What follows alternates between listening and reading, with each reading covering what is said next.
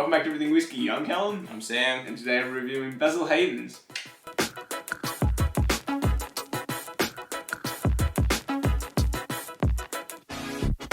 Alrighty, so today we're doing Basil Hayden's. We've already opened it up a little bit before.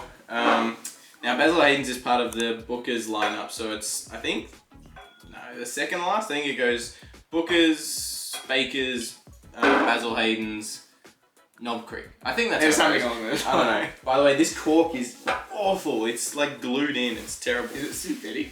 Yeah, it doesn't look good like getting it out. I pushed it too far in.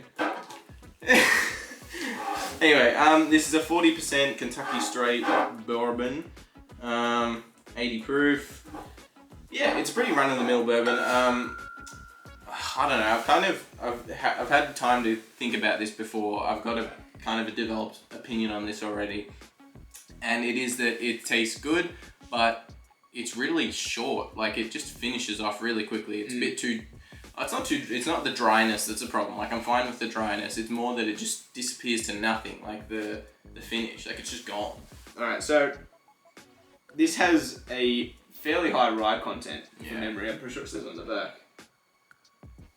Yeah, with more rye than the traditional bourbon. So that's probably where those really the dry notes. Yeah, the dry notes come from. Maybe that's why it has a short finish. I don't know. Yeah, it might be. It might contribute to that, but I feel like rye is often pretty oily and intense, but I guess it just depends on... Some ryes I've had are really thin. And I think that Wild Turkey rye one, the first one we ever had, that was... Yeah, that was atrocious. But that was before we even liked bourbon. I don't know why we jumped from only liking Speyside Scotch to rye. To rye. Like, it didn't make any sense. I mean, we were experimenting, so... Yeah, we shouldn't have. It was awful. Should we jump into the nose then? Yeah. I'm getting like almonds. Very like floral notes as well. Yeah. I'm getting like typical barrel bitterness, barrel spice. I would say spice, not the barrel. I reckon it's just that typical bourbon note I get. And that's just the barrel, I think. But I don't get like heavy caramelized brown sugar notes like I do in a lot. There's a slight vanilla. There's a little bit of vanilla, and it's not really apple either. It's more like pear. Yeah. I'm trying to find a caramel note, but I can't. Me neither. I'm getting like some cloves and star anise and stuff. It's all very light though. Yeah, maybe like a light cardamom as well. Yeah. Just really light spices, and light, not just like the actual flavor, like the actual spice is light, but it's like the flavor intensity level of the notes are really light. Normally I breathe in with my mouth open. Yeah. But with this I can... need to. Yeah. I mean, you should anyway, but I think it's meant to help you smell, but to actually notice this, like, it helps me to not... To overload your senses, it actually helps. It smells really nice. Like, it has a pleasant nose. It smells like a low proof high rye bourbon, which is exactly what it is. How much is it? See, that's actually a good segue into kind of my decision on it. Is I find this one hard to recommend to people, given its price point in Australia is around $90.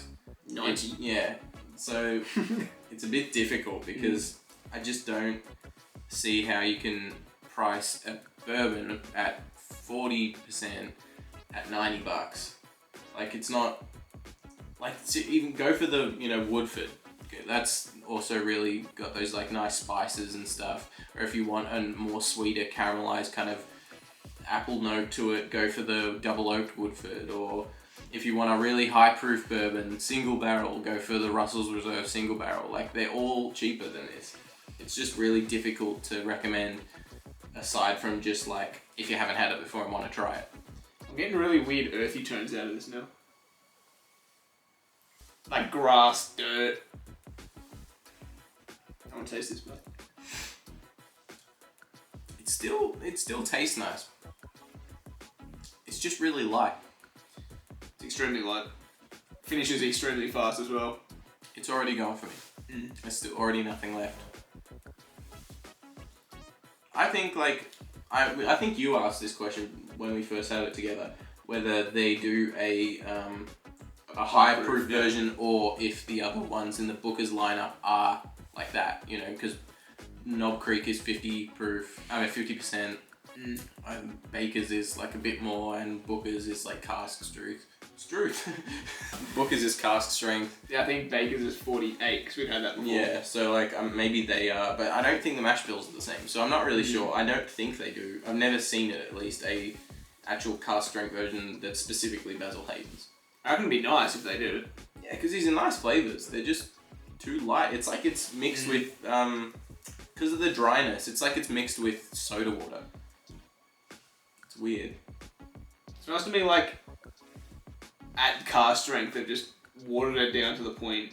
I mean, that's exactly the point of making it 40%. But it doesn't smell and taste like they should have. Like it tastes watered down. If that makes any sense. Because you can find some bourbons that are 40%, some whiskies in general, and you're like, yeah, this is fine at 40%. I'm not like that fussed. Like we probably would have been best at like 43, but like, you know, they've taken it down 3 points just to get it there to make the most out of it. But it's not too different. But this, I feel like it needs to be a fair bit higher to really get, I don't know, the oomph that it could give. Especially when you're giving like rye notes and spicy notes. Like I feel like they should have some heft to them. Exactly. Otherwise they're kind of just like, unless it's an entry level kind of to this kind of flavor profile. But $100 is exactly. Then again, the price is an entry level, so it's in this kind of middle spot. At least in Australia, I have no idea where it was at price-wise everywhere else. But in Australia, it's in this kind of little grey spot, this grey area where it's hard to recommend for any sort of reason. But I don't know. I don't mind it. It's just too pricey. It's just very clean and crisp. That's all you can really describe it as. Yeah. Yeah, the taste is very similar to the nose. A bit more sweetness, a bit more sweetness, yeah, definitely. Which is likely because I think it's lucky because I think it did need something to kind of like hang on. If it was just as dry as the nose, it would drop up even faster. Yeah. I still don't taste any apple or cherry or anything. Now that I've tasted it, I get a little slight apple on the nose, but not much. The nose is still pear for me. It's kind of like dry white wine finish. Like after everything else drops away and it's just that like air in your mouth flavouring and it's kind of that... A little bit of ethanol kind of. Yeah, it's that kind of like acidic, you know. Yeah, exactly. I'm not sure. But it's not a bad bourbon at all. I think that'll wrap that one up. It's not too much to say, but yeah, it's alright. Thank you very much for watching this episode of Everything Whiskey. Follow the links below to find our socials, and we'll see you in the next one. Cheers.